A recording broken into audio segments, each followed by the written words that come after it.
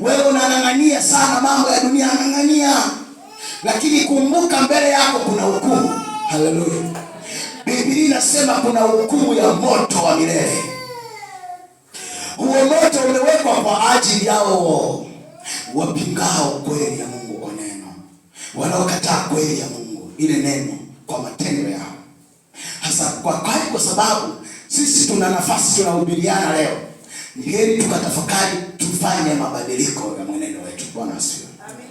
Ni heri tukatafakari kutoka sehemu kwenda sehemu, kwa sababu sasa tunafundishana, tunaonana hapa, lakini kuna siku tutaachana makaburini, lakini kuna siku tutawekeana msalaba makaburini. Lakini ule msalaba sio wa Kristo, ule umewekwa pale kwa ajili ya kukumbuka ulikufa tarehe ngapi. Sio wewe utakwenda kwa ajili ya ule msalaba. Tutachomeka msalaba na mbinguni utaenda. Sasa kinachobaki ni matengenezo sasa kabla haijaja siku ya kuchomekewa msalaba. Tutachomekewa msalaba pale kaburini, lakini ule msalaba utupeleki mbinguni. Hata wangeulaza juu ya kaburi wakakanyaga, wakageuza tena wakakanyaga, ule msalaba sio uliofanya uende mbinguni. Hawezi hata. Sasa hayo wote wasio mcha Mungu wanawekewa msalaba, lakini msalaba kwao siamini upuzi. Lakini kwetu sisi ni nguvu ya nani? Ya Kristo. Kwetu sisi ni nguvu ya Mungu, ni nguvu ya Kristo. Yaani msalaba kwetu ni nguvu ya Mungu. Tukiona msalaba tunamuona Kristo. Tukiona msalaba tunaona ukombozi. Tukiona msalaba tunaona uponyaji. Kwa tunafika wakati tunatazama msalaba kuwa ni nguvu inayoweza kuangusha kila ngome duniani. Watu 37 kusema, kwa kuwa bado kitambo kidogo sana, yeye ajaye atakuja wala hatakawia, lakini mwenye haki wangu ataishi kwa imani, naye akisitasita, roho yangu haina furaha naye. Haleluya. Amen. Biblia inasema mwenye haki wa Mungu ataishi kwenye imani, sio kwa kuona. Hataishi kwa vitambaa vinavyoonekana, hataishi kwa sabuni zinazoonekana, hataishi kwenye upako wa kupewa kama mganga wa kienyeji.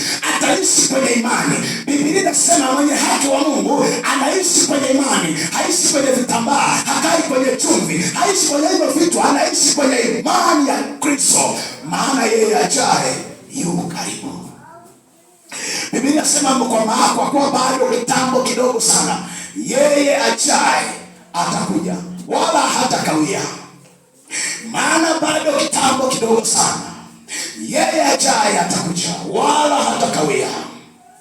Na tunapofikiri kama anachelewa, lakini Biblia inasema bado kitambo kidogo, bado kitambo kidogo mbele za uso wetu. Yeye ajaye, Biblia inasema anakuja. Yeye atakayetoa hukumu anakuja. Bado kitambo kidogo, ambao Biblia inasema moto uliowekwa tayari kwa ajili ya kuwala wale wapingao. Kwa hiyo hukumu imewekwa tayari ambayo ni moto. Watu wa Mungu, mbele yetu kuna moto kama tutaiacha kweli ya Mungu. Watu wa Mungu, mbele yetu kuna moto kama tutashindwa kutembea katika neno.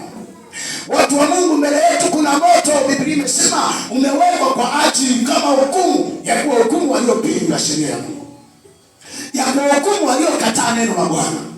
Neno la Bwana linatukumbusha juu ya kukaa katika kweli ya Mungu, juu ya kukaa katika matendo mema, juu ya kukaa katika njia ipasayo, ili kusudi tulitazamie neema ya uzima milele. Lakini kama tutapinga neno la Mungu kwa kutenda yaliyo maovu, Biblia inasema kuna kuitazamia hukumu itishayo. Hukumu inatisha. Hukumu hii inatisha, sio kama mahakamani. Hukumu hii sio kama ya mahakama. Hukumu hii sio kama ya viongozi wa kanisa wanavyoweza kuhukumu. Hukumu hii sio kama ya jaji mkuu. Hukumu hii ni hukumu kweli. Biblia inasema hukumu hii moto uliowekwa tayari. Haleluya. Hukumu hii Biblia inasema ni moto uliowekwa tayari. Biblia inasema moto umewekwa tayari kwa ajili ya kutuhukumu, kwa ajili ya kutupa adhabu ya mwenendo wetu duniani. Maana alitokea Yesu akajitoa, akafa msalabani kwa ajili ya kututoa katika hukumu ya moto, ili sisi tupate kuingia katika hukumu ya uzima wa milele. Sasa amekufa kwa ajili yetu, alafu tumekana kwa matendo, tumepinga ile kweli. Biblia inasema kuna kuitazamia hukumu ya moto. Kwa sababu tumekataa kukaa katika hukumu ya Mungu, basi kuna kuna kuitazamia hukumu ya moto ambayo inasema moto uliowekwa tayari kwa ajili yao wapingao. Haleluya. Kwa hiyo kama tutapinga neno la Bwana kwa kutenda yasiyo mema, maana yake kwa kadri tunavyosengenya, kwa kadri tunavyotukana matusi watoto wetu, kwa kadri tunavyotukana majirani, kwa kadri tunavyofanya ugomvi na majirani, ndivyo tunavyolipinga neno. Kwa sababu Biblia imesema usiwe haimpasi mtumishi wa Mungu kuwa mgomvi. Kwa hiyo ukigombana, maana yako umepingana na nini? Kwa hiyo umepingana na neno la Mungu. Kwa hiyo kwa ajili ya kupingana na hilo neno, Biblia inasema kuna kuitazamia nini? Hukumu itishayo, yenye kutisha. Kwa sababu Biblia imesema haipasi mtumishi wa Mungu kuwa mgomvi, alafu wewe umeendelea kugombana na watu mtaani, umeendelea kujibishana vibaya na watu mtaani, unaendelea kutukana na watu mtaani, bado ni Mkristo. Biblia inasema hautaitazamia uzima milele, bali kuna kuitazamia hukumu juu ya maisha. Maana umemkana Mwokozi aliyejitoa msalabani, akafa kwa ajili yetu, akabeba dhambi zetu, lakini bado wewe unaenda kung'ang'ania dhambi zilizobebwa na Kristo kwa ajili ya maisha yetu, ili sisi tupate uzima wa milele. Bwana asifiwe. Kwa Biblia inasema kuna kuitazamia hukumu ya moto uliowekwa tayari. Moto huu umewekwa tayari, ni hukumu itakayotumika kutoa adhabu kwa ajili yao waliokataa kuishi kwenye sheria. Leo hii wewe fanya unavyoweza, ufurahishe mwili wako, furahisha maisha yako, jifurahishe kwa namna yoyote unavyoweza, lakini kuna siku ambayo hukumu ya moto itachukua hatua juu ya maisha yangu, juu ya maisha yako. Maana yake sisi tutatupwa katika moto. Biblia inauita mahali pengine kuwa ziwa la moto. Maana yake ni sehemu kubwa kwa ajili ya wapingao. Manake wale waliokataa sheria ya Bwana, wale waliokataa kuishi kwenye utakatifu, wale wasiokubali kutembea na Mungu, wale wasiotaka kuadhibishwa, wale wasiotaka kukemewa kwa sababu ya maovu, Biblia inasema kuna kuitazamia hukumu ya kutisha. Hukumu hii Biblia inasema inatisha. Hukumu hii sio kama wanavyosema kama mahakamani. Ya mahakamani wanahukumu mpaka unacheka. Lakini hii Biblia inasema kutakuwa kilio na kusaga meno. Biblia inasema wanawali wazuri watakimbia huku na huku wakitafuta neno, siku hiyo halitaonekana. Biblia inasema siku hizo vijana wazuri watalitafuta neno, hawataliona. Kwa nini? Kwa sababu siku ya Bwana imefika. Saa ya neno kukaa duniani imekwisha. Saa ya neno kukaa duniani kwa watu imekwisha.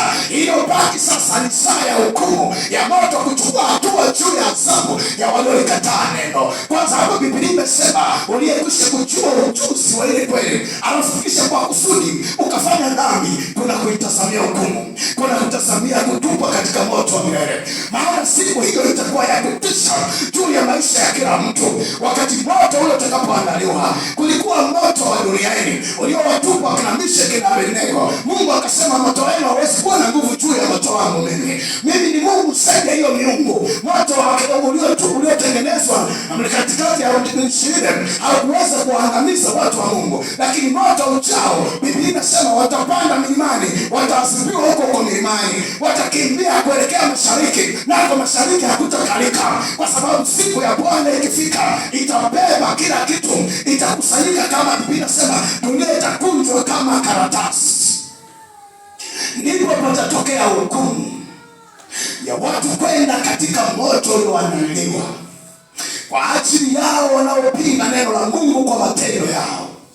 Wanakubali kwamba wanamtaka Mungu, kwa matendo yao wanampinga kwa kadri ambavyo wanaishi. Lakini moyoni mwao na machoni pao tunaona tunao katika ibada, tunaona tunao katika makanisa yetu, lakini ndani yao wamepinga neno la Bwana kwa matendo yao. Wamelikataa, lakini kwa miili yao wapo kanisani, lakini mioyo yao imekataa neno la Bwana, imekataa matendo mema, imekataa sheria ya Mungu. Biblia inasema kuna kuitazamia hukumu ili yenye kutisha.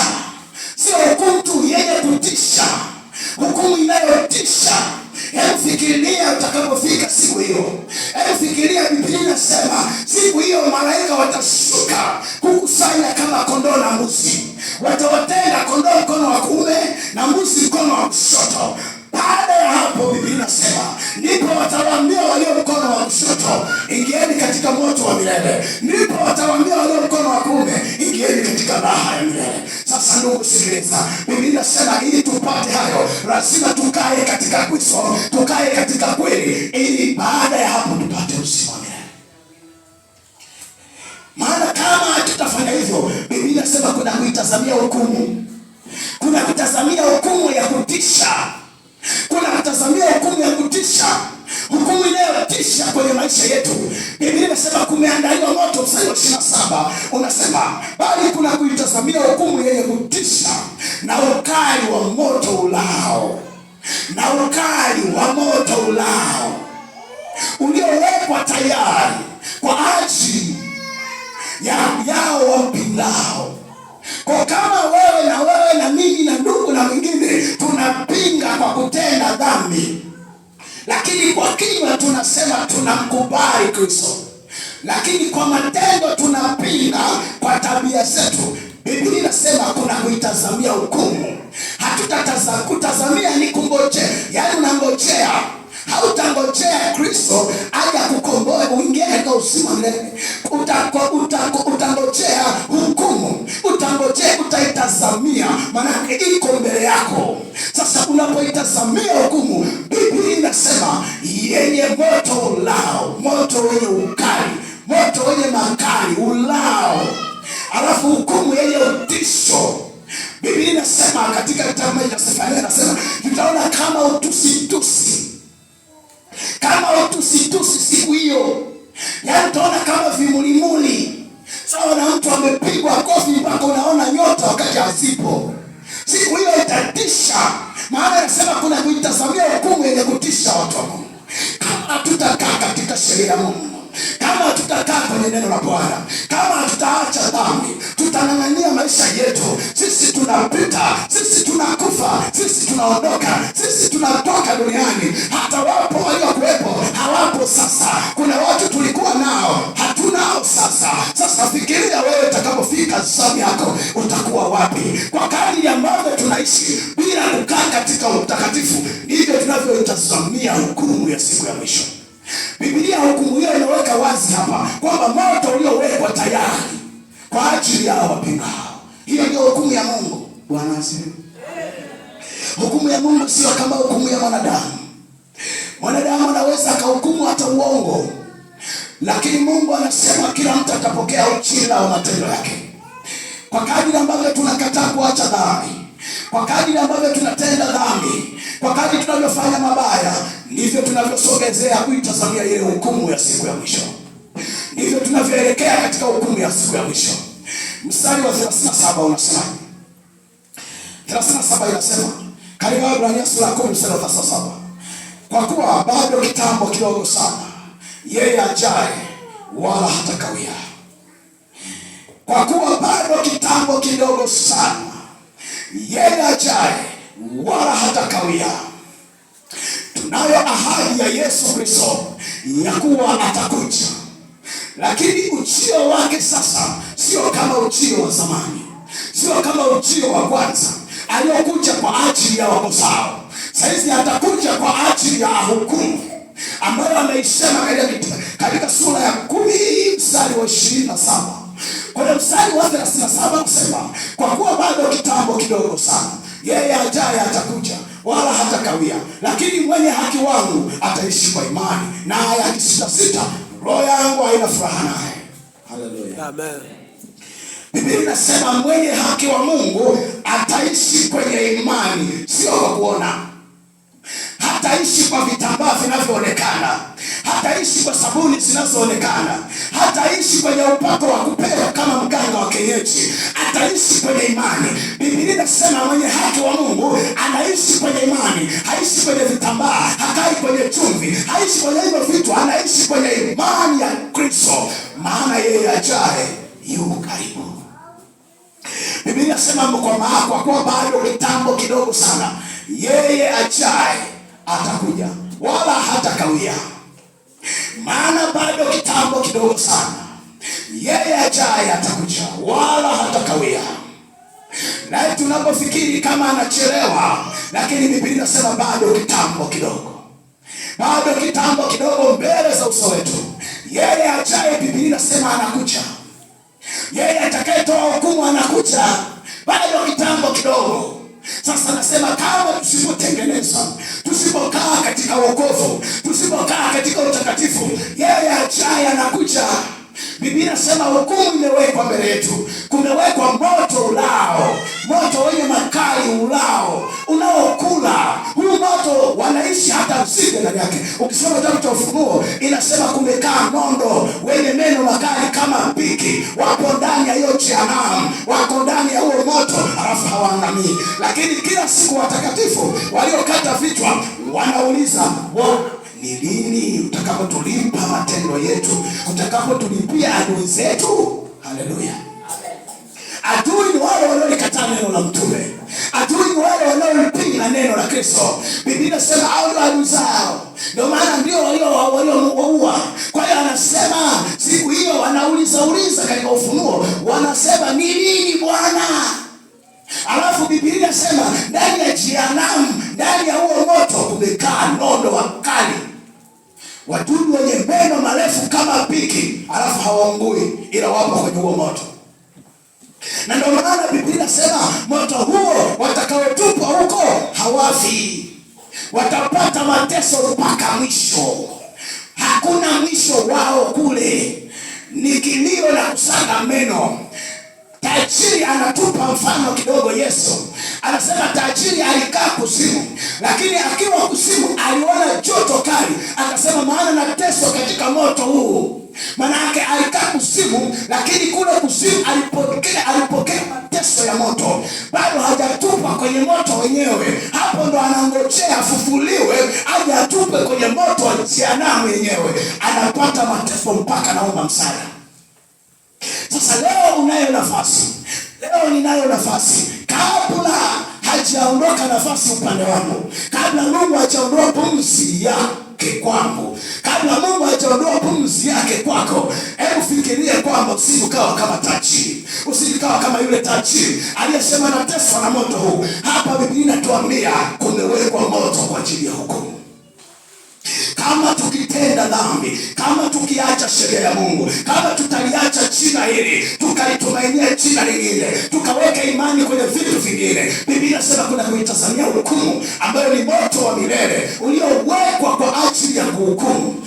Kazi yake ni kutupa wote walioikataa njia ya Kristo. Watatupwa katika moto kwa sababu waliikana sheria. Yesu alijitoa kwa dhabihu ili abebe mateso, ili abebe dhambi zetu, alafu sisi tunarudi tena matapishini, tunayaramba, tunarudi tena dhambini, tunatenda. Anasema hapo hakuna kuitazamia uzima milele, kuna kuitazamia hukumu. Haleluya. Kwa bahati mbaya Wakristo wengi huwa kila tukijiona tunaona mbinguni tunakwenda, hatujawahi mfeli. Yaani hata kama leo umetenda yasiyofaa, lakini bado naamini mbinguni Yesu akija unaenda. Ndio tumefungwa hapo. Matengenezo tunasahau. Biblia inasema kuna kuitazamia hukumu. Kuna moto umewekwa. Kuna moto umewekwa kwa ajili yetu sisi, kwa ajili walioikataa Injili.